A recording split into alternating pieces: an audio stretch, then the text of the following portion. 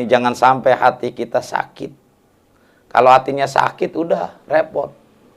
Ibadah males, ngaji juga jauh. Naudzubillah min. Jangan sampai hati yang sakit. Ada lagi hatinya mati. Ya Allah. Ya. Kalau hatinya mati nih mudah-mudahan bukan termasuk kita ya. Ya. Kalau hatinya mati, itu dengerin ceramahan udah nggak seneng aja. Kesel, kesinggung, atau pokoknya nggak demen. Nggak ada kepekaan, nggak ada rasa. Dengerin ayat-ayat Al-Quran, udah nggak ada demen. Dengerin sholawat, udah nggak demen. Meriang, ya kan. Udah nggak demen aja begitu. Ya kan. Tapi kalau dengerin maksiat, ngeliatin maksiat, itu demen. Ada orang ngingetin, ada orang nasihatin, dia marah-marah. Padahal diingetin dia. Supaya apa? Jangan nyelonong terus dalam bermaksiat. Gitu. Ini orang yang hatinya mati. Naudzubillah min dzalik. Gitu ya. Ya Allah, naudzubillah kalau sampai terjadi hatinya mati. Itu seakan udah dalam Al-Quran kan tanda-tanda orang munafik tuh ya kan. Khatamallahu ala qulubihim wa ala sam'ihim wa ala absarihim ghishawatu wa lahum adzabun azim. Allah. Ya. Udah dicap itu baru hati yang sakit. Apalagi kalau yang hatinya mati. Oleh karena itu hadirin yang dimiliki Allah, supaya hati kita enggak sakit, apalagi hati kita nggak mati, selalu istiqomah hadir di dalam pengajian. Karena apa? Kita itu kan biar tubuh jasmani kita sehat, diantaranya kita juga makan yang sehat-sehat, betul. Diantaranya adalah olahraga, kan begitu. Nah, kebutuhan makan tidak hanya jasmani, tidak hanya badan kita, tapi juga rohani kita butuh makan. Supaya apa? Rohani kita sehat. Maka itu diantaranya salah satu untuk bisa menyehatkan rohani kita, hati kita, insya Allah kita dawam istiqomah hadir dalam Kan kadang-kadang gitu, kita kalau dengerin ceramahan yang kayaknya menyentuh, mengena hati, girohnya, semangatnya dalam beribadah, itu namanya hati yang sehat. Amin ya robbal. Paham ya? Insya Allah, mudah-mudahan Allah selalu kasih hati kita hati yang sehat. Yang selanjutnya wa amalu lillahi zakiyun. Amalnya itu karena Allah, bersih bener. Ini ya. Ai sholihun zaidun fi kulli waqtin. Amalnya selalu baik dan juga semakin bertingkat, nambah levelnya di tiap-tiap waktu. Maka itu kan jamaah yang dimiliki Allah. Kita kan nggak ada yang tahu nih ya level kita nih. Nah, coba kita latih sejauh mana ibadah kita, amal kita kepada Allah. Kan begitu. Termasuk ngaji. Jangan karena nggak enak sama Pak RT. Ya. Atau nggak enak Abang Jajat. Kita berusaha membangun lillahi karena Allah. Karena apa? Kalau seandainya kita beribadah karena makhluk, ya paham nih, karena makhluk, makhluk siapa saja, gitu kan ya. Karena makhluk, maka semakin besar harapan kita, maka semakin besar pula kecewanya. Paham? Nggak dapat apa-apa. Karena apa? Nggak ada sambutan. Contoh, ya. Kita barangkali bekerja, berusaha sebagai karyawan, umpama. Maka kita begitu ada bos kita berusaha dengan sebaik-baiknya. Karena apa? Kita hanya memandang bos kita. Kalau bahasa itu mah carmuk, cari muka. Semakin kita besar cari muka supaya barangkali lebih dekat, nanti dapat naik gaji, pindah tempat kerjaan, dinaikin pangkatnya, kan begitu ya. Semakin besar harapan kita, maka semakin besar pula kekecewaannya buat kita. Kenapa? Sekali kita berbuat baik carmuk melulu sama bos kita itu, suatu saat kita barangkali dalam kondisi males, ya, kondisi lalai, bos ngelihat kita, atasan ngelihat kita, yang nggak sesuai dengan harapan dia, yang nggak senang buat dia, maka udah tuh, yang kemarin-kemarin bertahun-tahun kita bekerja, bertahun-tahun kita cari muka, semuanya itu hangus. Betul? Kecewa. Tapi kalau kita lillahi, terutama ibadah karena Allah, murni coba kita bersihkan, murni karena Allah, dan hanya berharap kepada Allah. Semakin besar harapan kita hanya bertakluk kepada Sang Khalik, yaitu Sang Pencipta Allah Subhanahu wa Ta'ala. Semakin kita besar harapannya, maka semakin besar pula keuntungan dan kebahagiaan buat kita. Amin. Paham itu? Insya Allah. Cobalah kita latih, kita belajar. Maka itu saya mah kadang-kadang sama jamaah selevel demi selevel, by step ya, pelan-pelan ibadah. Saya barangkali silakan dalam ibadah apapun punya nggak amalan-amalan, sholawat, istighfar, zikir dengan kalimat tauhid, silakan. Kan pernah saya sampaikan seminggu sekali pada yaumil jum'ah, kan begitu ya, istighfar 100 kali, terus la ilaha illallah 100, sholawat 100. Kayaknya terus kita bisa istiqomah selama bertahun-tahun, berubah. Syukur-syukur setiap hari. Amin ya robbal. Nih jamaah yang dimuliakan Allah, coba tanamkan keyakinan. Saya menganalisa karena hadis yang pernah saya sampaikan, seakan-akan kita dekat dengan Rasulullah Shallallahu Alaihi Wasallam. Laisa min abdin yusolli alayya illa balagotni sholatuhu. Tidak ada dari seorang hamba yang bersolawat kepadaku illa kecuali balagot sholatuhu, yaitu akan sampai solawatnya. Lalu ada yang bertanya, ya Rasulullah, wa ba'da wafatika, apakah solawat yang saya lafadzkan, solawat yang saya baca setiap saat, setiap hari, apakah sampai wa ba'da wafatika, setelah engkau wafat? Dijawab oleh Rasulullah, wa ba'da wafati, dan setelah aku wafat pun sampai. Maka itu hadirin yang dimuliakan Allah, yuk kita tambahin amalan. Silahkan ketika berdoa, antum kalau berdoa madhab mana? Madhab kiblat, kan begitu ya. Nah, seakan-akan ke arah sanalah, karena termasuk juga makam Rasulullah Shallallahu Alaihi Wasallam ada di arah sana. Antum coba bersolawat kepada Nabi, ya kan? Syukur-syukur tidak hanya bersolawat, tapi juga mengucapkan salam, mengucapkan salam. Assalamu alayka ya Rasulullah, assalamu alayka ya Nabi, assalamu alayka ya Habib Allah, ya Sayyidi ya Rasulullah, baru Allahumma sholli ala Muhammad an-nabil ummi wa ala alihi wasallim taslima. Ini yang saya katakan adalah sholawat umi. Ini maksur, artinya dari Rasulullah Sallallahu Alaihi Wasallam.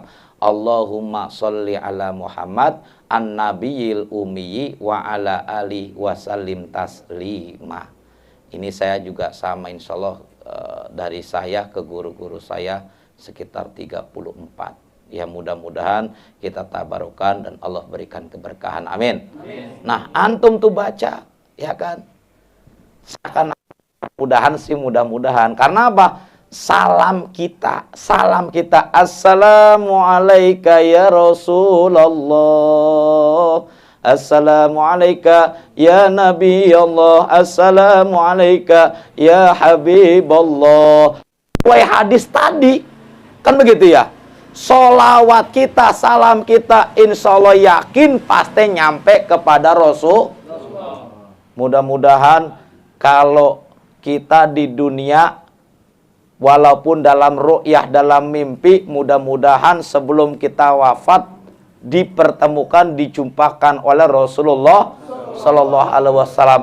Kalau enggak di dunia, mudah-mudahan nanti di akhirat. Dan sholat itu sebagai ungkapan kita cinta, ungkapan kita rindu kepada junjungan kita baginda Rasul Muhammad Sallallahu Alaihi Wasallam. Nanti kita nggak usah nunjuk-nunjuk, dicari oleh Rasulullah. Aina ummati, mana umatku, yang ketika di dunia dia selalu mengucapkan salam dan salawat kepadaku. Kenapa? Hadisnya menyatakan wa ba'da wafatika ya Rasulullah. Apakah salawat nyampe setelah engkau meninggal dunia? Dijawab oleh Rasulullah, pasti sampai wa ba'da wafati, setelah aku wafat. Amin ya robbal.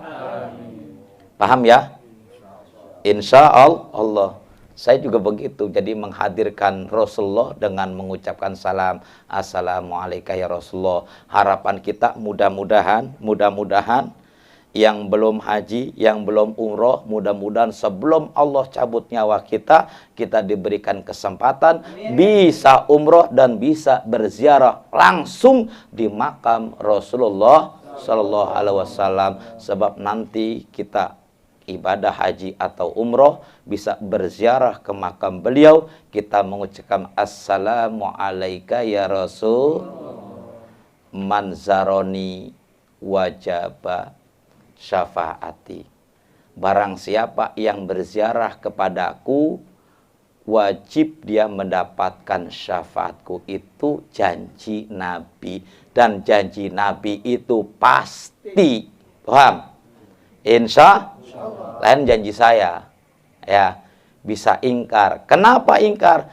Bisa aja lupa, kan begitu ya. Namanya manusia. Siapapun, manusia yang paling tepat dalam berjanji adalah Rasulullah Sallallahu Alaihi Wasallam. Maka itu kita kalau berjanji ya udah kudu iringin insya Allah. Ya, kudu ini kadang-kadang jadi bahasan tuh masalah tulisan ya. Paham nggak? Insya menciptakan Allah, bukan, kan in kalimatnya, in bila, ya kan, atau apabila sya'a, menghendaki siapa Allahu, yaitu Allah Ta'ala. Maka itu insya Allah. Paham ya? Insya Allah. Selanjut, hadirin yang dimuliakan Allah, kita lanjutkan.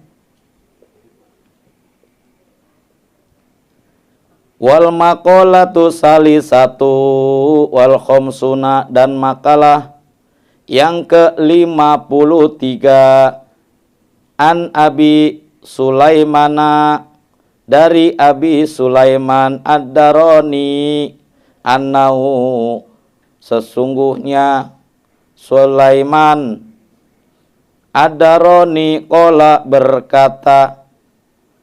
Apa kata beliau? Aslu kulli khairin, pangkalnya tiap-tiap kebaikan, fit dunia, di dunia, wal akhirati, dan akhirat. Khaufu, al khaufu, itu takut, minallahi, kepada Allah. Fa innal khaufa, karena sesungguhnya takut, minallahi ta'ala, dari Allah Ta'ala, mu'awwilu so'ifati, yaitu memindahkan buku amal, fayaj'aluha, maka menjadikannya, fil yamini, pada sebelah kanan, badaan hawat, setelah turun, ila shimali, ke sebelah kiri.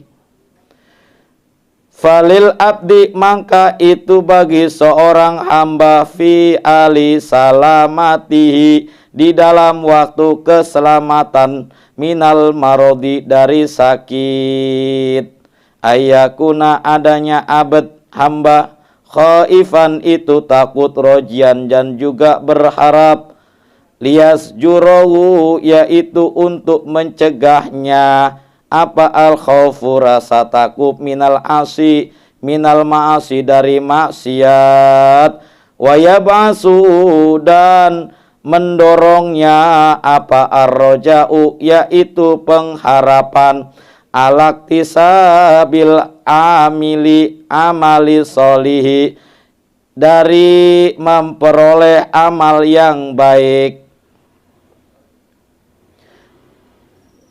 Wa ibadatur roji, dan ibadahnya orang yang berharap, afdolu, itu lebih utama, li ghalabati ma'abatillahi,